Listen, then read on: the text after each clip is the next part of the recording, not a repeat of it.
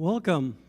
Welcome to our first poetry event, at least the first one that the church has had for a very long time. And I wanted to thank Eve Ayler from the Cultural Arts Board for helping us put it on. This is also the theater board. It's also with the choir. We have Rhonda Hutchinson going to sing from the choir. We're going to do a little bit of a tribute to Ray Lampert.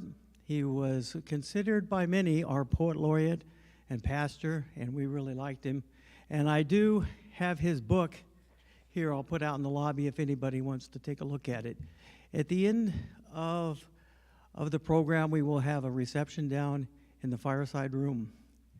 So this program was put together by Megan Willis from the Arts Council and myself during the pandemic. We did a poetry project where several poets, including myself, that are poets of some distinction that are published, that have won some awards. They all got together and made a film, which we'll show, and then we'll have a few of the poets come up, and their poems will be read live. In the beginning, we'll start out with Ray Lampert, and then we'll have a song from Rhonda Hutchinson, and it will be read, and Ray Lampert's poem will be read by Vicky Alvin. We also have, I hope I can pronounce it right, Anika Yip. She will be our young poet. She's also an award-winning poet. She's our youngest poet, and she got honored by the city of Manhattan Beach recently. Now with this, I know there's a lot of things that people are doing today, so I'm really happy that we have as many people as we do. We will be live streaming it, and we'll also be filming it. So you can show it off to your friends. It'll be on the Manhattan Beach website. So we're really happy to do that. Poets, as you know, the spoken word has always been very important. The poets, they represent their generation. The thoughts from their hearts and the songs of their souls go on from generation to generation. And when they're read and heard by young people, that they also resonate and they become poets as well. So each person is a poet, has a poet inside them ready to come out. Some of them can express what they see and feel around them, and you'll hear that today. And so in the house of the Lord, where He is the Word, we will be celebrating the spoken word today. So with that said, I will introduce Vicky, who will come in and read a tribute to Ray Lampert and two of his poems.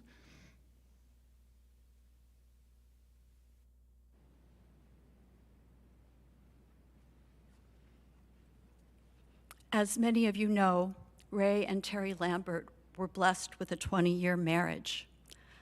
The first poem that I'm privileged to read today was written to Terry by Ray on their 4-month anniversary. My serious poems seem to come out of grief. You came into my life as a welcome relief. Before we were able to dance, I sensed the beginning of a real romance. Since the days of our vows, we've been both up and down, for you found that you married more than a clown. You've put up with my moods, the good and the bad, and so far, we've resolved the troubles we've had. From the very beginning, we turned to the Lord and asked that we might always be in accord with the way and the will He may have for us. I tend to forget when we argue and fuss. You have brought to my being a new zest for life, and I'm ever so proud to call you my wife. Your touch and your smile, your insight and wit have been able to keep me out of the pit. The weeks ahead can only deepen our love when we trust in each other and the good Lord above. The second poem that I'm going to read today that was written by Ray Lampert was again written for Terry. It was written this year. It was written for Valentine's Day, February 2022, and our dear Ray passed away 6 days later.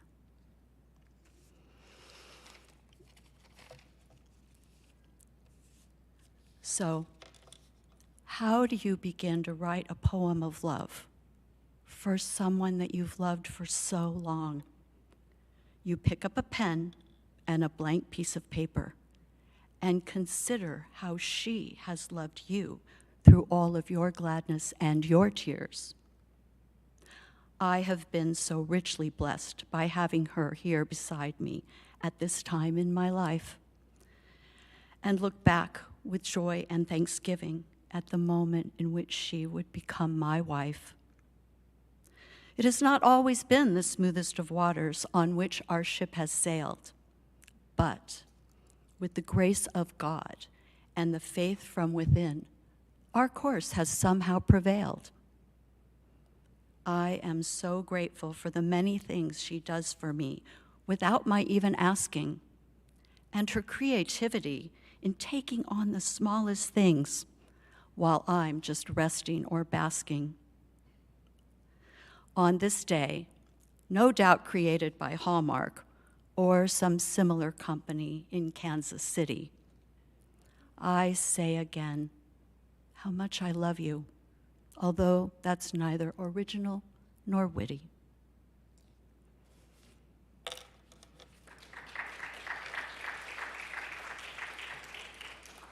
And now I'd like to introduce Rhonda Yeager Hutchinson, and she will be singing God Speaking.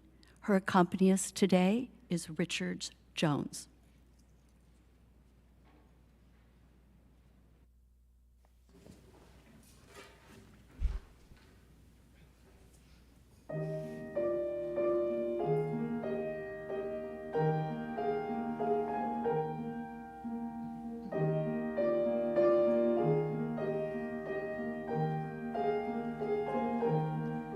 Have you ever heard a love song that set your spirit free? Have you ever watched a sunrise and felt you could not breathe? What if it's here? What if it's God speaking?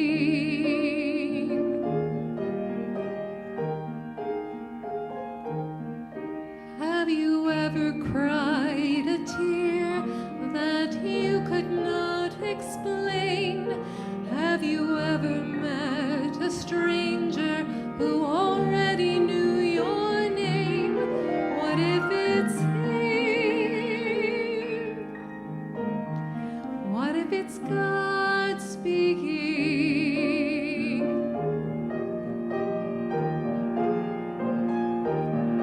Who knows how he'll get a hold of us, get our attention to prove he is enough.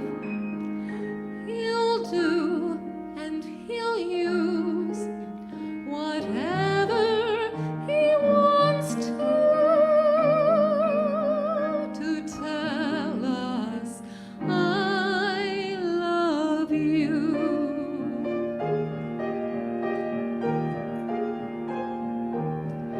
Have you ever lost a loved one you felt should still be here? Do you know how it feels like to be tangled up in fear? What if he's somehow involved? What if he's speaking through it all? Who knows how he'll get a hold of us, get our attention to prove he is enough. He'll do and he'll use whatever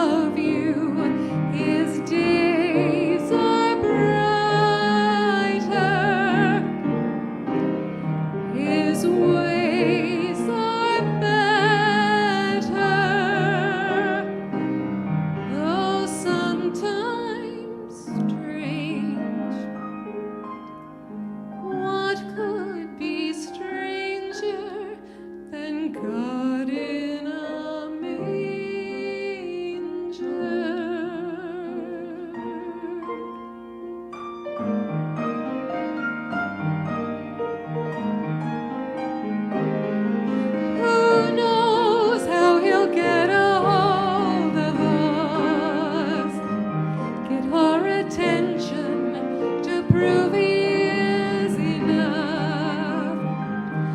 Who knows how he'll get a hold of you, get your attention to prove he's enough. He'll do and he'll choose whatever he wants to tell us I love you.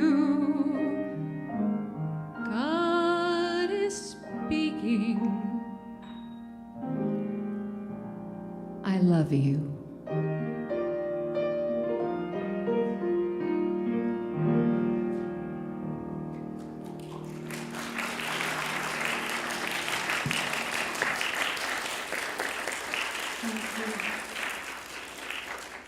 Annika Yip, if you would like to come forward, please, for your poetry.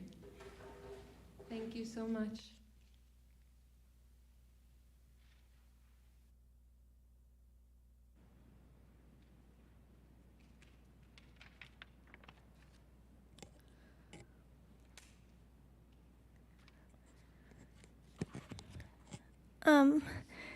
So this is my poem, Something Stinks.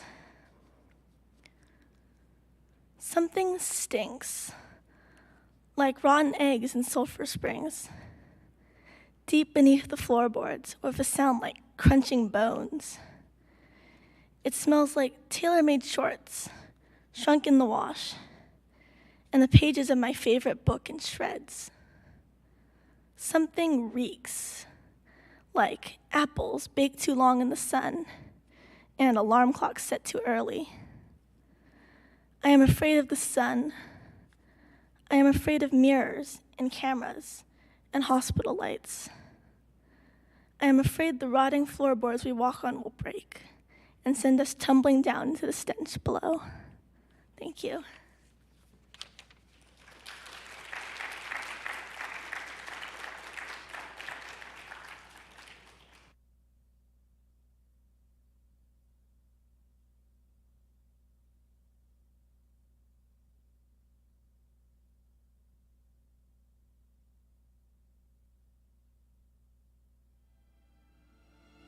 Welcome to the Poetry Project of the Arts Council of Torrance.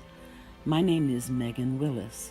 I am a poet and singer. The Arts Council of Torrance, ACT, was established in 1985 to advocate for and promote the arts in Torrance and the South Bay. It is a 501c3 nonprofit corporation. Pre-pandemic, ACT had a regular schedule of free artistic programs and performances for the benefit of the community. These included a focus on poetry, with an annual competition for high schoolers and first-year college students.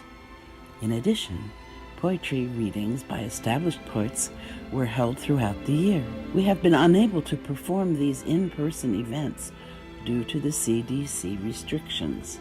We have created this film as a reminder of the active poetry component of the Arts Council, and in these unusual times, of the talented poets who continue to produce their art. All of the contributors are members of ACT and are award-winning poets who live in the South Bay.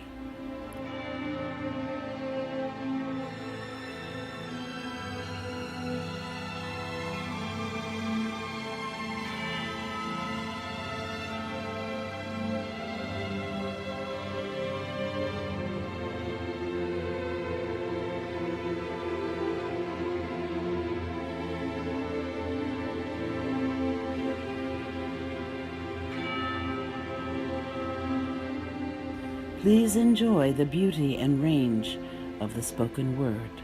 We encourage you to support the Arts Council of Torrance at this difficult time through membership or other donation by visiting us at www.artscounciloftorrance.org. We are very grateful. Speak beauty on the page.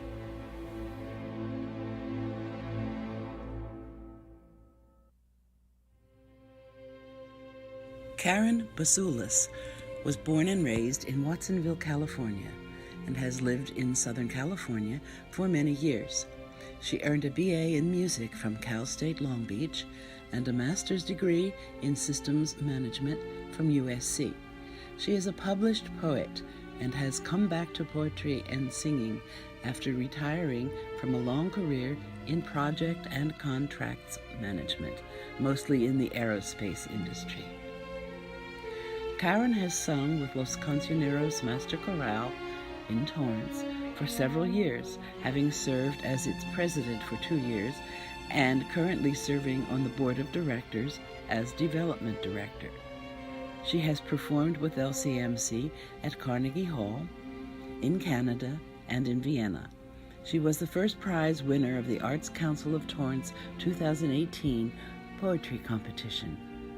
She acted as coordinator of the 2019 and 2020 competitions, the latter having to be canceled due to COVID-19.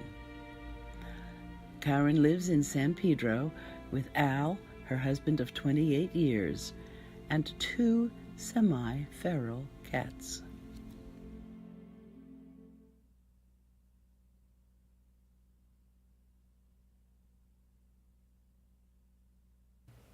From our ancestors come our names, but from our virtues come our honors.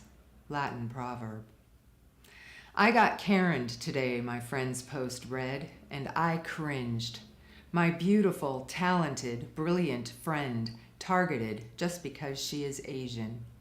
When did my name become a symbol of hate and intolerance, and why wasn't I notified? There was no email, no memo, no petition, not that I would have signed it, but there should have been something. I should have been consulted. It took my parents 2 weeks and a call from the County Board of Statistics to come up with Karen. Blindsided because I wasn't the boy they'd wanted, they tried on generations of family names before landing on my 2 grandmothers, Catherine, Stella. But those had already been recycled several times over, and after the prod from the county to please fill in my birth certificate with something other than baby girl, they settled on Karen, Norwegian for Catherine, meaning purity, Estelle from Stella, meaning star. Karen Estelle, purity star, hate and intolerance. I don't see the connection. I watch, puzzled and dismayed, as my solid, sturdy name is taken in vain to describe ignorant words or actions or people that divide and demean and hurt. Now I know how God feels. Okay, class, let's conjugate the verb to Karen.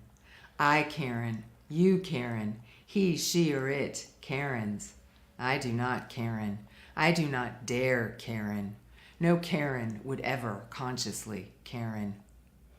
I got Karen'd today, my friend's post said, and a mutual friend reminded me that in Hebrew, a Karen is a ray of light, pure warmth, pure illumination. I see it now. Okay, class, let's try this again.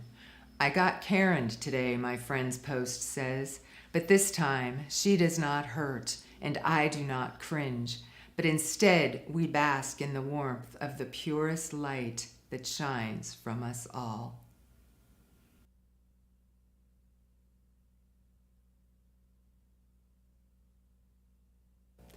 You sit at home now, black in your anger, black in your grief, and you cry, and you remember, and you cry. Tell me what it's like to be alone.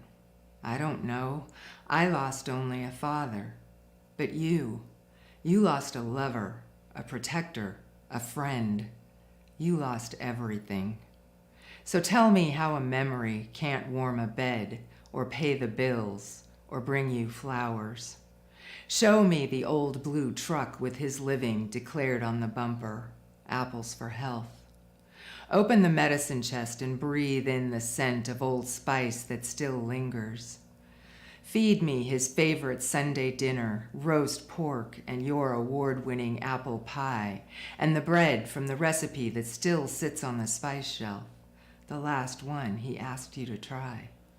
Read to me from his beloved Sherlock Holmes and Edgar Allan Poe. Quoth the raven, nevermore.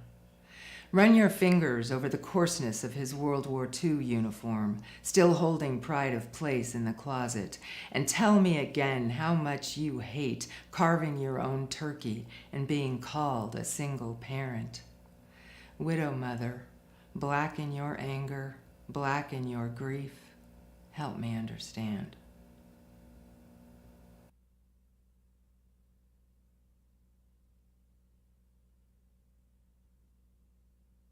I smelled Paris tonight at an outdoor summer concert in the midst of fried chicken, pasta salad, Tchaikovsky, and the Hollywood Hills. I smelled Paris. That light, lovely floral that welcomed me to the Hotel Saint-Germain and followed me past the flying buttresses of Notre Dame, down the River Seine, and to the cafes of Montmartre. Tonight, I shamelessly followed the scent to its source and asked her what she was wearing. Sunflowers, she answered brightly, but I know better. It was Paris.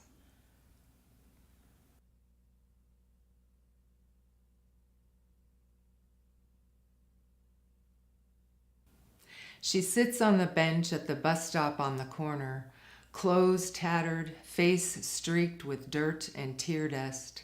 Feet wrapped in layers of formerly white ribbons of bandages, pathetic as makeshift shoes. No one knows her story. She screams obscenities at me and anyone who passes her, we assume as punishment for our clean clothes and sturdy shoes and pristine lives. We ignore her as just another crazy woman who doesn't know what she is saying, who has no right to judge us or our pristine lives. We ignore her as just another crazy woman who doesn't know what she is saying, who has no right to judge us or our pristine lives. She screams and curses, eyes wild and unfocused, and I think maybe we're flattering ourselves. Maybe it has nothing to do with any of us, but someone who is not in the picture, someone who may have earned this verbal assault, but with whom she was mute then, by choice or by force, someone who long ago abandoned her, or beat her, or left her numb. We walk by and flip the switch, and the memory, vivid now, enrages her, the feeling returning to her battered body, not with gentle tingling or pins and needles, but with wild fury and indignation and pain that in the absence of her long ago tormentor, she can only now release, over and over again to anyone who passes her, sitting on the bench at the bus stop on the corner.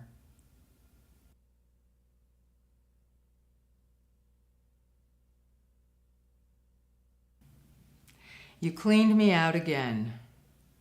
Like a voracious teenager at the refrigerator, you stand there gleefully ravaging shelf after shelf, chewing me up and spitting out the bones like so much garbage. But you shiver in the cold, so I open my oven door and offer up its warmth, but the temperature is never quite right, and I adjust and you reject. I adjust and you reject, until the cake can't possibly end up anything but a runny mess, and you skewer my incompetence. In desperation, I throw open my cupboard doors and lay bare what's left of me, neatly arranged in efficient little rows that you claim are not as neat as the neighbors, and with one dramatic sweep of your arm, send crashing to the floor. I am spent. But because I am drained, I am empty. And because I am empty, I am free. I am pure. I am lighter than air. And as you rage against this exquisite irony, I rise. I rise slowly and gently until I am above it all. I rise until the mess below me hazes over and I am out of your reach. You rage and I rise. You rage because I rise. You rage and I rise, and in that glorious moment I know that from here on in, the kitchen is closed.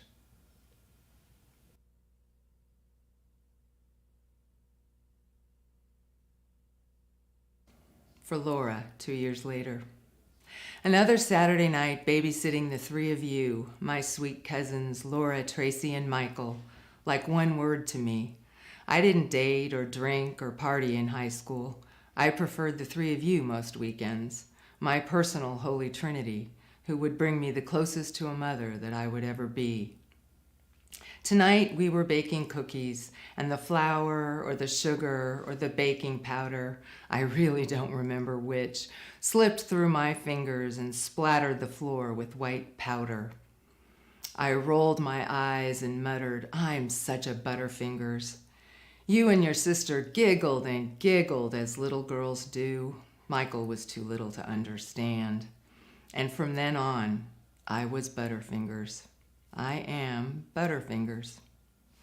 Even 40 years later, when I pay you one last visit, I bring a scarf for your chemo-bald head and lotion for your chemo-parched skin, and my eponymous candy bar, of course. You are there with your mother and your husband and your daughter and your brother and your sister and your niece and still more cousins, and I am overcome by the amount of love in that room. It rises like the heat off a sweltering summer sidewalk, swirling and swaddling and encircling and enveloping everyone and everything there, displacing the oxygen with its sweet, tender fury, and I literally gasp for air. Tracy giggles and giggles as women do and holds the candy close to you. "Remember, Laura?" she asks with all the wide-eyed exuberance of that long-ago 6-year-old. "Remember?" You nod, your brave face swollen and bent in a smile that is heartbreakingly, unrelentingly, tragically perfect. The perfect soccer mom who once tried to explain offsides to me, with a heart big enough to hold the world and a brain that has betrayed you and is heartbreakingly, tragically, prematurely calling the game. I kiss you goodbye and later get the call where head in hands I rage and wonder honestly, which is worse, dying young or living on and watching as everything that makes that bearable, heartbreakingly, unrelentingly, tragically, slips through these damn Butterfingers and is gone.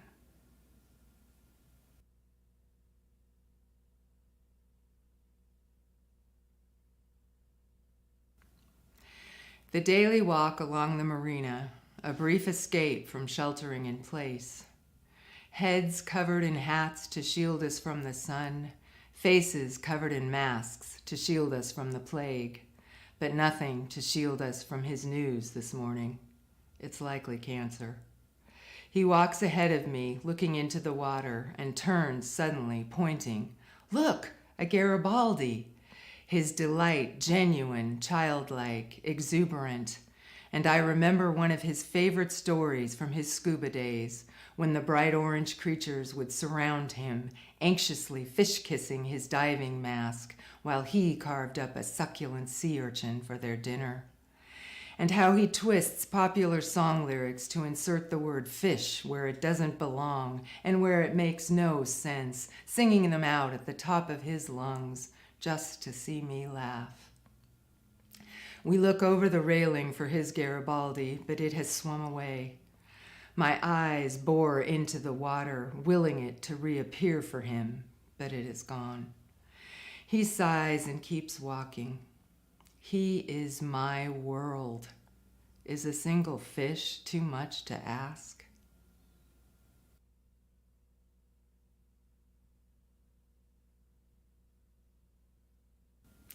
You wonder out loud if I will ever leave you. You who are everything I have ever been and ever will be, everywhere I have ever gone or ever will go, everything I have ever done or ever will do. You ask this. You ask this as if it is an option, as if all these years were some sort of trial run, or a can of beans with a use-by date that has passed, or a warranty that has expired.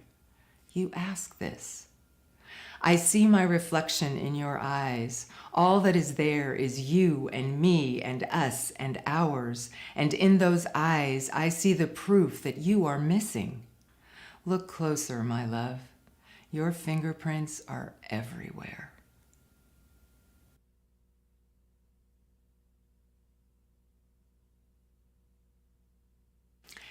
This next poem was written by Steve Norris, who is the president of the Arts Council of Torrance. Steve couldn't be here today, so I will read it on his behalf.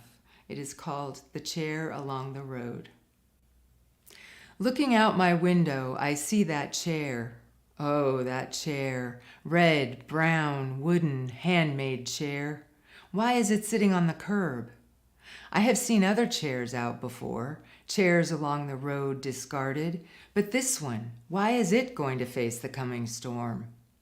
Even now, the four-legged contrivance is working, performing its job, its daily duty, as a perch for a bird, a ledge for a sleeping cat, a place a morning jogger can stop to rest and tie her pink shoes.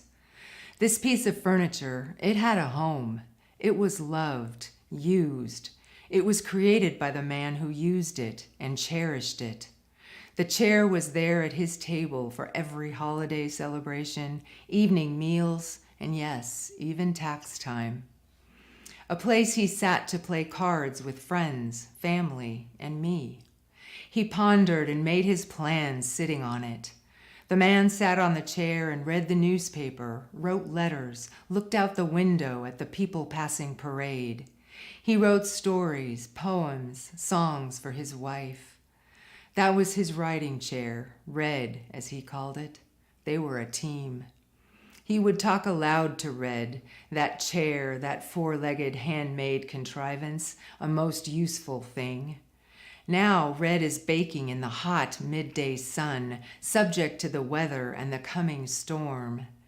It was made from a red oak tree, honed and cut, carefully carved, each detail a memory of his life with his wife as its motif. It was an item of joy, as it was his wife's favorite piece. She sat in it when she became ill. She died sitting on that chair, listening as the man read her one of his stories, her favorite one, as it made her laugh. She believed, had faith in God, faith strong enough for the both of them. She asked him to be good. She would wait for him. Once she was gone, he was filled with such despair. His loneliness grew each day. His rage also overcame his wife's faith. Alone, dark, hopeless, now cold and godless, he wrote his final letter. He stepped on the chair and jumped into the first page and chapter of his next life. Looking across the street, the clouds amassed. I ran and quickly took Red tearfully away. It started to rain, and I brought it to the theater as a prop. Red got used often now. It has more life experience and feeling in its grain than most green actors. Its nails are loose from its last tragedy. There is a mournful creak from Red. I hear it at night, I believe. When it's alone, cold in the stage ghost light, Red cries.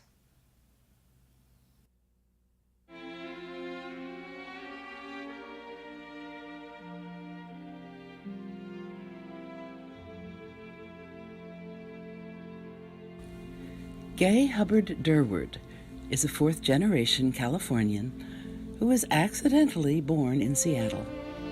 She grew up in that hardscrabble town of Beverly Hills as the daughter of an opera singer and a Coast Guard officer.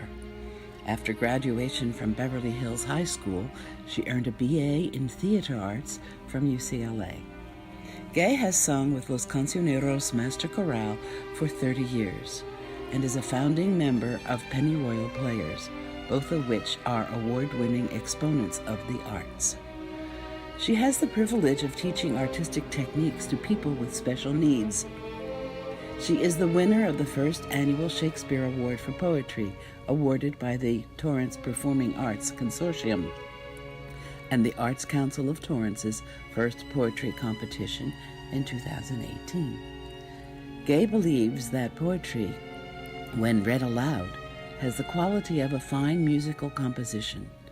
One syllable too few or too many, a forced rhyme, or an overwrought idea can turn the piece from poetry to simply an oddly written work of prose.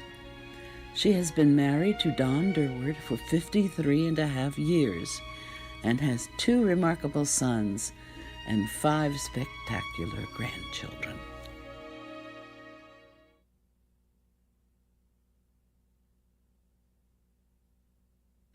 When I was 17, I dreamed of penny nails and lace, shiny silver nails that nestled firmly into newly lacquered boards and fresh white lace on creamy, spotless silk.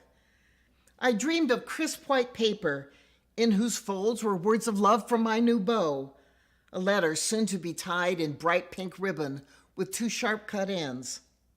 I worshipped at a crystal vase filled with flowers standing straight and tall on pale green stems.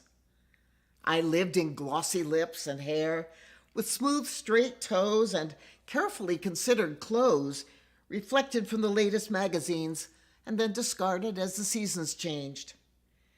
I traveled in carriages with 4 black wheels and glistening skins, and read books made from ancient trees, abandoning them later without a thought. Now the numbers of my years reverse themselves, and I have found that petals smell their sweetest right before they fall, that splintered wood reveals its grain and broken rocks its layers, that rusty nails hold firmly as before, that papers to be relished browned and aged with tears like tea-stained lace and frayed silk. New bows have been replaced by one who's as steadfast as a hand-knit sweater on a blustery day. Old gnarled toes tell tales of adventures lived, and bright pink ribbon fades to a becoming blush. My rusty chariot will always find the way back home, no matter where I've been or where I'll go. These are treasures I have found.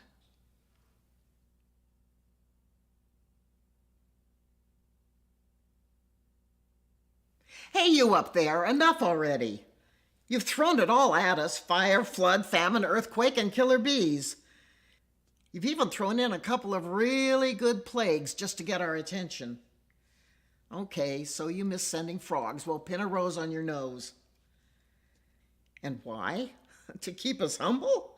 Well, it won't work, because we keep right on believing that we can predict, cure, alleviate, conquer, overcome, and sometimes we can. Is it really worth all your trouble? Don't you know by now that we don't need you to make us miserable? We do that naturally, all by ourselves.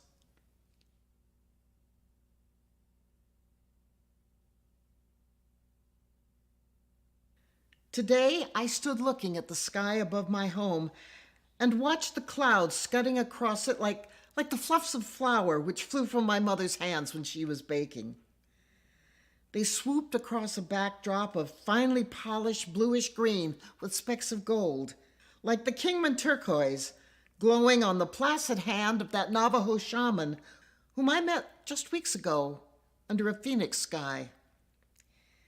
Like that, but more intense and even more serene, just as it had been for countless generations, back in a time when the stone was newly forming in the ground. And then I thought about another skyward face, a child half a world away, who looks into his sky and prays for mist and obscured sun and gloom to blind the pilots and confound the deadly rain which they will pour out of the sunlight above his home. We share one sky, we dreaming 3, the child, the ancient one, and me.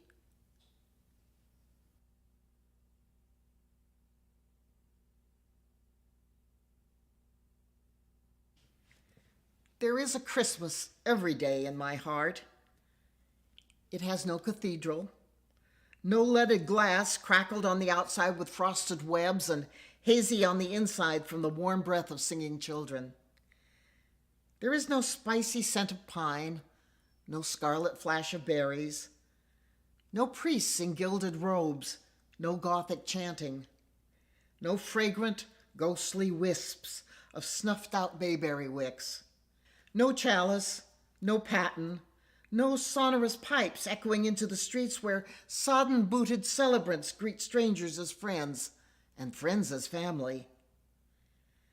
I see no garnished bird upon the table, roasted umber and stuffed with bread.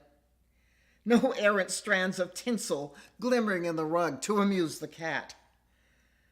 No tiny footsteps hesitate upon the stairs, drawn by the lure of midnight mystery. No heavy-lidded eyes wake to the smell of cinnamon buns at 5 a.m. and festively papered gifts. All these things are dear to me, preserved and cherished, but there is another Christmas in my heart. My cathedral is a glade of canopied trees, thriving in the summer's warmth of the opposite hemisphere. Its pews are probing roots, reaching erosely to the sea over lava sands and spray-seasoned rocks.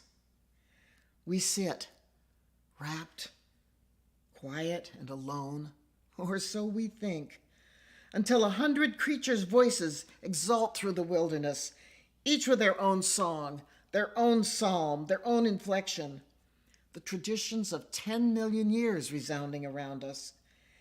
And our heightened senses reach out in gratitude to receive the most sacred gift of all, the knowledge that joy and celebration are born anew each daybreak when the world, and we in it, awake to life's infinite possibilities.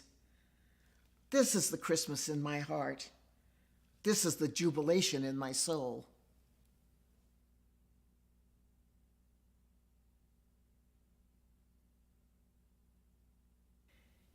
If you've ever come home numb and icy, then stretched out luxuriantly before an open fire.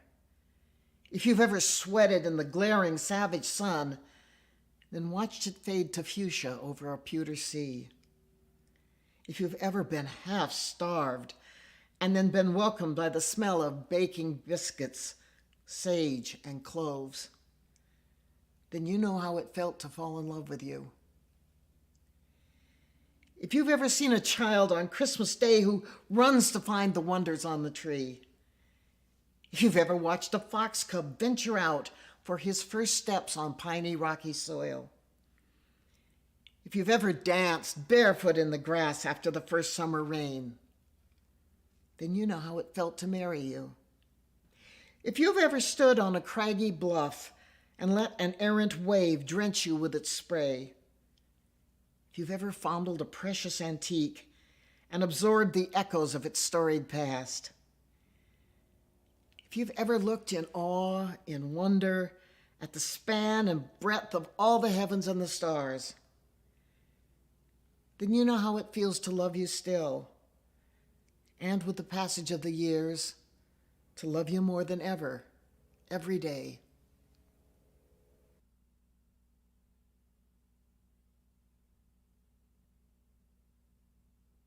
Now I will read a poem by Steve Norris, current president of the Arts Council of Torrance. He could not be with us today. The Woman in the Newspaper by Steve Norris. She was the woman in the newspaper. She was important, going places fast, until her life expired, joining the chorus of other souls who have also perished on this perilous highway lined with eucalyptus and olive trees that cradled between them the swirling morning fog. The driver's everyday obstacle. Drivers jockey for position for the lead, their daily deadly sport. The stretch of road is only a half-mile long, a stoplight at its end. The driver's efforts are pointless, saving no time. The woman in the paper was a passenger in the car avoiding a collision. The car swerved, slid, skidded, screeched a high F sharp, as the tires scarred the asphalt black, then crashed into the light standard, smashing the car and taking her life. Now the light post is a memorial decorated seasonally. It is now February, so the memorial Christmas wreath is brown, as needles have mostly fallen in piles on the ground. A helium balloon droops and dangles as it pulls against its tether. Her photo is now faded. Wet from the morning dew, the ink runs like mascara, distorting her image. The flowers are dried, withered, their petals strewn over the curb, falling into the road. The speeding car's wind wake, like an invisible hand, lifts the petals up in the air, crackling as they chase each other, spiraling to the gutter. The woman was remembered, loved. She made the front page. I'll never forget the picture, but I just can't remember her name. She was that woman in the newspaper. Megan Willis came to live in Southern California over 40 years ago by way of Philadelphia and Boston. She attended St. Joseph's College in Philadelphia and the New England Conservatory of Music in Boston. She became a teacher of transcendental meditation at a 3-month in-residence program in Europe with Maharishi Mahesh Yogi in 1974. She continues to teach meditation today. Megan has been singing since she was 10 years old. She has sung with Los Cancioneros Master Chorale for 23 years and currently performs a solo concert of music from the Great American Songbook. She has served as a commissioner on the Cultural Arts Commission of Torrance, as president of the Arts Council of Torrance, and as president of Los Cancioneros. She is the winner of the Shakespeare Award for Poetry given by the Torrance Performing Arts Consortium. She says, it's all about the journey. Megan has had 2 children, a splendid son who lives in Massachusetts, and a beloved daughter who passed away at the age of 18. She has 2 great stepsons and a lovely granddaughter.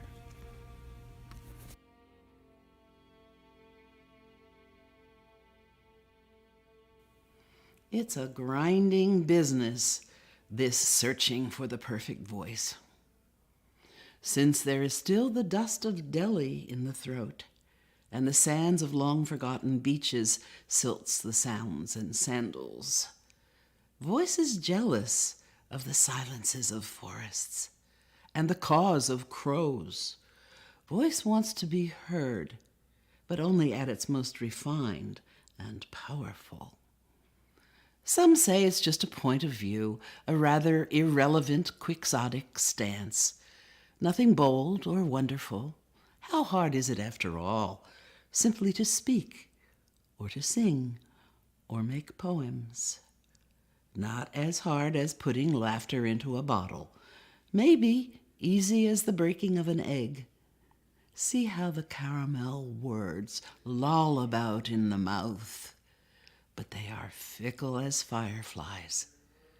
The search for the perfect voice is the search for perfect truth. It is not about pitch or quality of tone. It is about an essence at the edge of almost, not quite heard, striving to be visible, but only felt in the heart. It is what is missed first when the beloved goes away.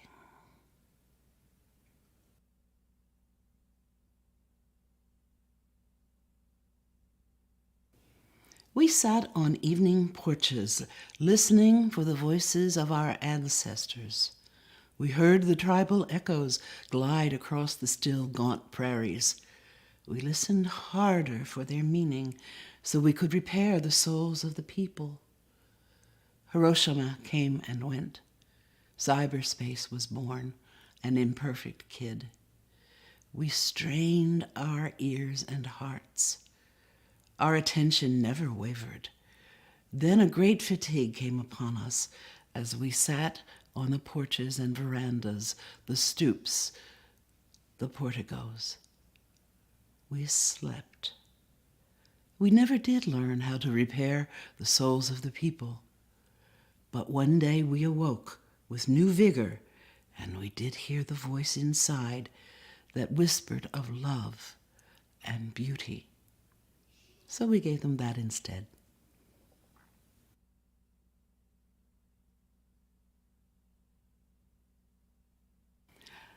I dreamed of summer boyfriends, dripping from the ocean, dripping from the August heat, dripping with sex sweat. I dreamed I was enchanted like no one and no other thing existed except the summer boyfriends. Nordic surfer boyfriends with eyes like sea glass. Dark and beautifully brooding poet boys, Garcia Lorca-like, maybe Latin. Mahogany boys whose music oozed out of them and dribbled all over the place. A gorgeous miscellany. I enjoyed them with delight through all the golden days and through dancing nights, fragrant with blooming jasmine. These dreams of those summer boys, like champagne on a sultry day. No complaints.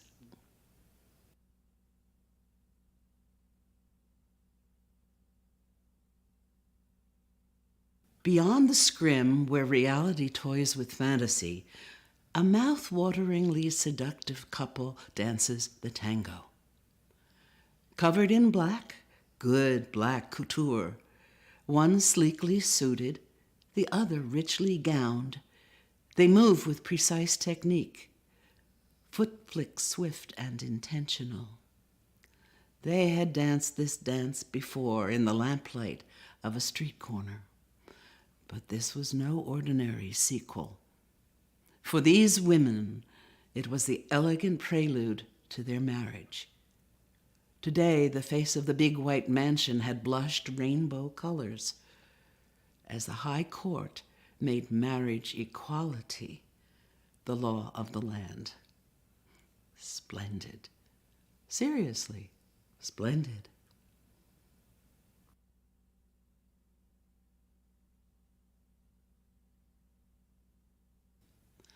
I came of age in the seam between two worlds. I was the last bohemian, suave and comfortable in my beatness, cast into a smoky, jazzy landscape by a lonely and disfigured God. Stuck in the becoming and in the future of the first free love power peacenik, overflowing with acid and the wild drumming, barefoot dancing on wooden piers until my feet bled, doing ritual peyote with solemn Indians who waved smoldering cedar under my nose to keep me from throwing up, then poked me through into the other reality. In a trick of syntax, my books were Gertrude Stein and Alan Watts. I heard Jerry Mulligan and Miles, Hare and Lady Day. My idioms were bop and jive and rock and roll all at once. I was only slightly confused by this. Sometimes, in moments of quiet hesitation, I would not know whether to bob my hair or grow it long, or wear all black or blazing colors, to wander into a nihilist night, or seek the sun on a rooftop.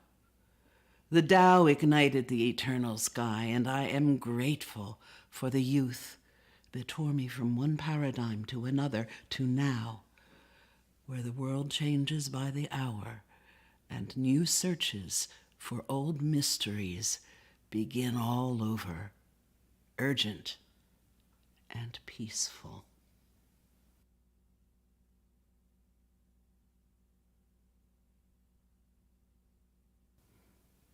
I have a friend who likes to argue, and so do I. And when she does get mad, a small pink smudge as of rouge starts along her left jawbone. As we talk, it grows pinker and then violet up her cheek. I thought she was a spiritual dilettante. She is, but I had not thought it. When we would finish 2 hours later, the flame slept again in her cheek, like a small light behind a distant shoji.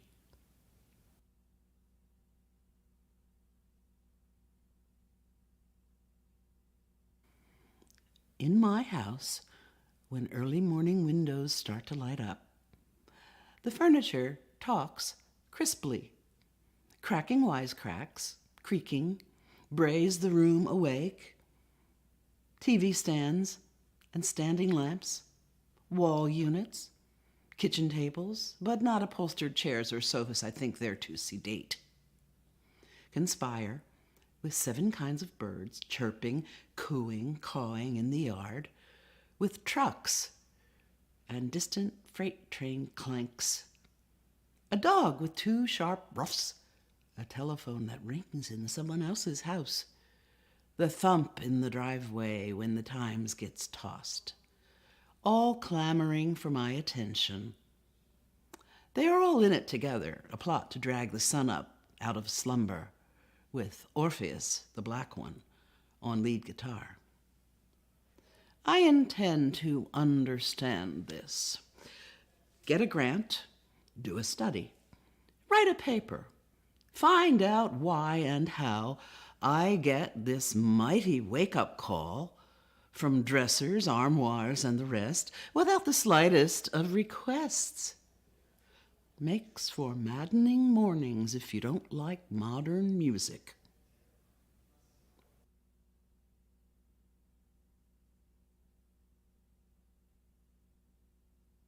Three, 4, 5. Deft and silent in the night, without changing a blade of grass, oranges fall from the tree. The weight of deep drench rain has graduated these small suns overnight, fecund, ready, ripe, finished living on the tree. I blink. I look away an instant. Now others, full to oozing with sweet juice, sit in the blades, a destiny of breakfast. Only perfect oranges, richest in their gift, fall silent as the tree in the magic rain. Lives perfected, work well done, dropping from the tree of life, souls returning home.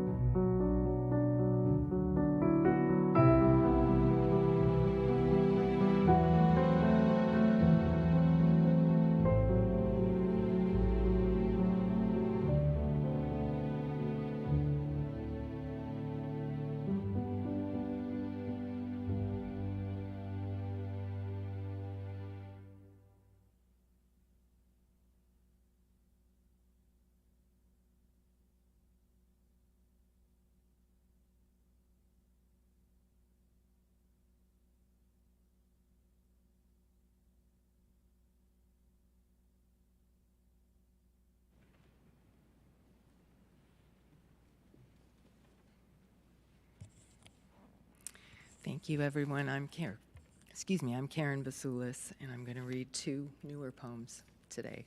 I promise I won't take up too much of your time. You've seen enough of me already. Can you hear me now? Is that better? Okay. This first one is called Requiem Realistica. Don't bury me with my resentments unresolved, still living hidden underground, waiting for the company of my bones to keep them warm. Don't bury me laid out in my prettiest dress, painted in ghoulish lipstick and rouge, hands crossed primly beneath my sagging breasts, clutching rosary beads I rarely touched in life. Don't bury me in fertile earth, better suited to growing food for the living, sacred ground that should be sprouting corn and carrots, not corpses. Don't bury me in a huge steel box meant to preserve me from decomposing, so I take up more space dead than I did alive. Let me return to dust to complete the circle of life, the one job the dead are tasked to do. Don't bury me in a huge oak box, lined in tufted satin, top flung open, so all can file by and gawk and proclaim how good I look dead. Pay me your respects now. Don't bury me with a sad-eyed stone angel, hands raised to the heavens, guarding my grave, as if the others without such servants are less worthy. Angels should guard the living. Don't bury me, burn me, and offer a few of the ashes of my days as communion with the wind. Let it carry me off to places unknown, one last road trip. Let the rest remain in something small and simple, marked only with my name and dates. I leave it to you now to remember or imagine the story of what transpired between those dates, since it is too rich, too complex to fit on a small square plaque on a small brass box. And this is Dateline Mozambique. Why hasn't anyone come to their aid, asks the handsome newscaster of no one in particular. Floodwaters rising, livestock drowning, people missing, and women giving birth in trees. He does a suave segue to the local news, silicone breast implants and the rising cost of gasoline, as if he just can't be bothered with people who didn't even have the foresight to build an ark.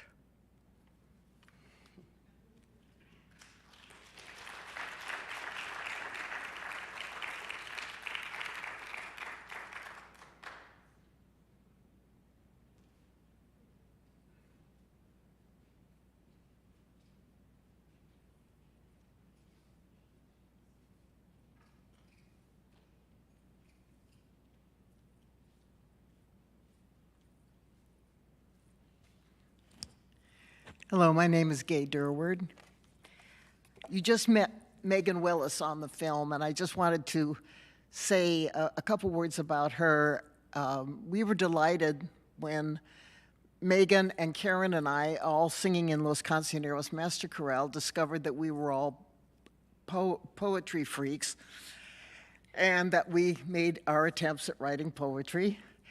And so it was because of that that this film was made, that Megan got us all together to put together a little compendium to show how alive and well the poetry arts are in Torrance, and hopefully everywhere. We miss her terribly today. She is ill. Believe me, there was no way she would not be here if she were not ill. And she's been our muse and our inspiration. So I wanted to read one of her poems before reading a couple of mine, very brief ones, I assure you. Her poem is entitled Corona Moon. Come here, sit with me, not too close. The shining sea is smooth and wide. I want to hug you so much. Come here, look up. The full moon rides in a copper ring. Lift the mask a little so I can hear your clear, unmuffled voice. Listen to me.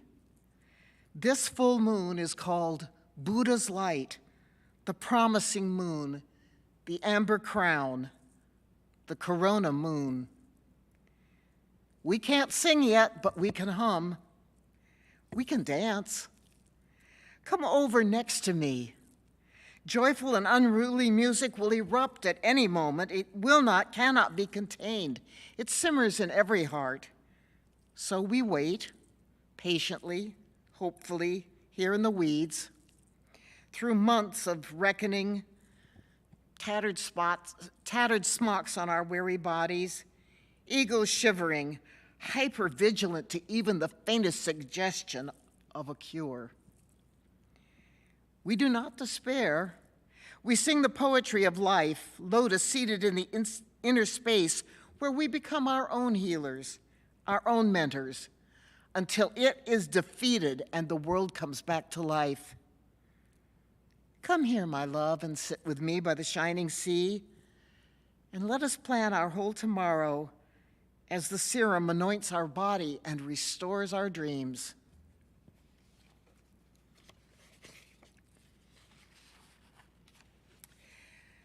And the following are my humble contributions. Argonaut. How can I steer a straight, unerring course when all around me are alluring inlets, 1,000 caves to be explored, 1,000,000 flavors to be tasted, the lore of the world and untold disciplines which others have learned and which I ache to share? Sunset rainbows in a feather and swirling clouds behind a peak, just a little taller than I yet have climbed. Shades of red that only exist in forests I have not yet penetrated. And dances whose steps leave me confused, and weavings so complex that I cannot trace the warp and weft of them. Music I have never sung and do not understand, and pigments on a palette knife that I have never mixed. The ancient sirens were more merciful. They lured their sailors up upon the rocks, and in so doing made an end to their restless journeys, their journeys against the endless tide, leaving them to know their final destination. My sirens have no shoals or reefs. Their calls echo endlessly, one caroming off from another, calling me here and there in unceasing fascination. Please don't ask me where I'm going. I'm not even sure where I've been.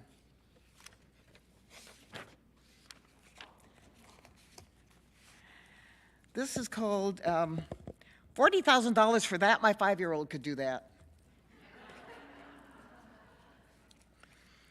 Isn't it just possible that the historians and critics are wrong? That the dot up there is just a dot? That it was cold that day and he needed a splash of orange to warm his eyes? That he went to answer a call from a man who tried to sell him aluminum siding, and while he was gone, the paint ran in the wrong direction? But he, needing a new winter coat, decided to declare the mess a new style and sell it to that pretentious little critic from the Times who was always pestering him. And then he laughed all the way to the bank when the damn thing sold. Isn't it possible that he paints squiggles because it feels good to paint squiggles? Or blur his edges because his vision is not what it was in his youth? Oh, heretic, isn't that possible?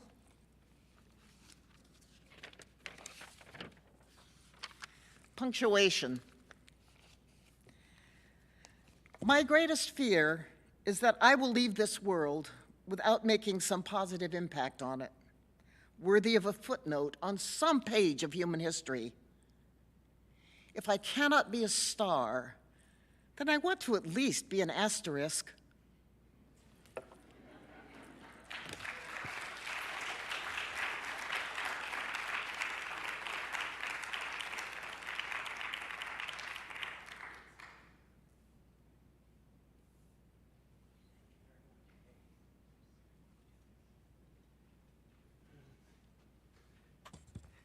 Weren't those ladies terrific? Yes, all of them. You heard in the film and that Torrance a lot. And the reason why there's Torrance is because of Ray Lampert. Ray Lampert not only was a pastor here, but he was also a pastor in Torrance, one of the biggest churches down there. He was also very much involved in the city politics, and he was a commissioner of the library, which basically allowed us poets to do our work and show and do our expression there. So we're very, very pleased and want to honor, Ray Lampert for letting us do our poetry. He was one of the deciding voices in government that allowed us to do it in Torrance. Vicki, when we did this program down in Torrance, she said, let's bring it to Redondo Beach, because many of the people here and participants and poets were, some of them were from here at the church. And the next poem, I'm not going to read because we did a film, another film, a tribute to John Lewis and the Selma March. And Jeff Caldwell made this movie here, and we did it in the community hall in one night.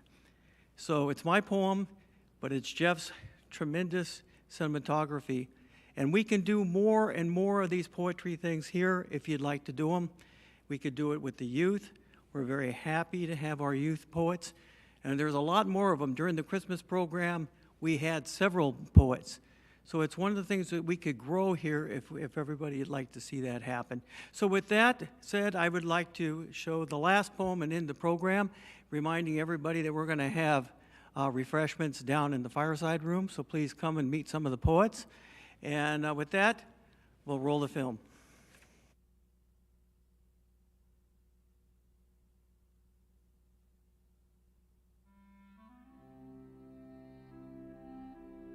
Who am I? What am I? I was voted into existence unanimously by the City Council. Their concern was saving human life and safety. I am a vertical height sign, to be exact. I am a warning sign, stating 14 foot 10 inch in black letters. My face is painted bright yellow, danger. I was riveted to bridge lintel and overhead beam, covering over the scars where the bridge had been struck. The bridge's ghosts dance and howl below me. I hail above the bridge's dedicated name. The name was debated and voted on and passed by the Selma City Council. A native son, a senator of the great state of Alabama, Edmund Pettus was also a Confederate soldier, a general, an avid segregationist, and Grand Dragon, an obstacle of voting rights for many. I was painted by one of his admirers. This town, they are proud of their river crossing. From high on the bridge, I witnessed John Lewis' famed Selma marches. In his youth, he was a humble preacher. I watched him cross the Edmund Pettus Bridge peacefully. He stood straight and steadfast. John stood in the way, causing much necessary trouble. I heard him say, "Good trouble." I witnessed his brutal beating. I saw John bleed. I heard his skull crack. I felt John fall.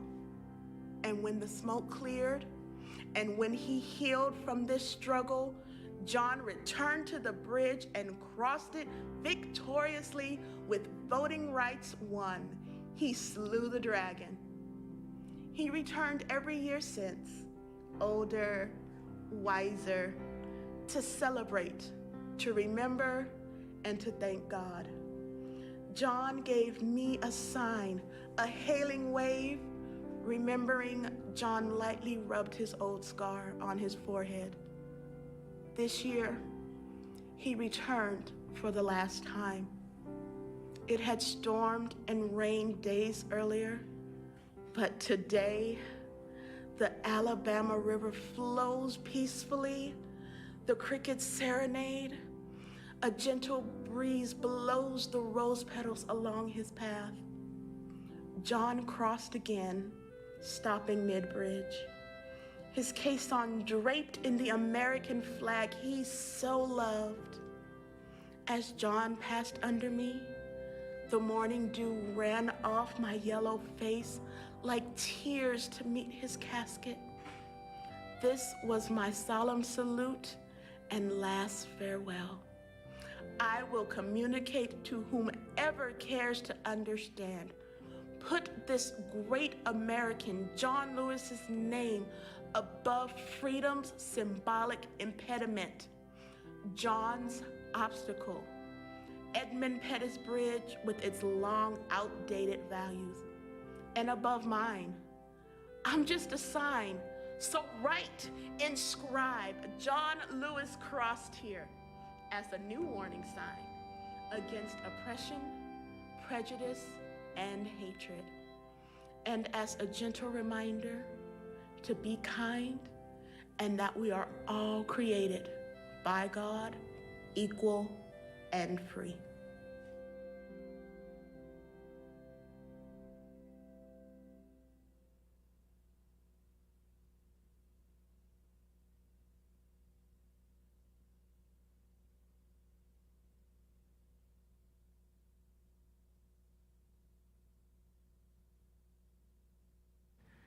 That concludes our program. So thank you very much for coming, and please join us down for the reception. And Adrienne Farley was the woman who did the poem, who recited it. She's sitting in the back. She'll be down there as well.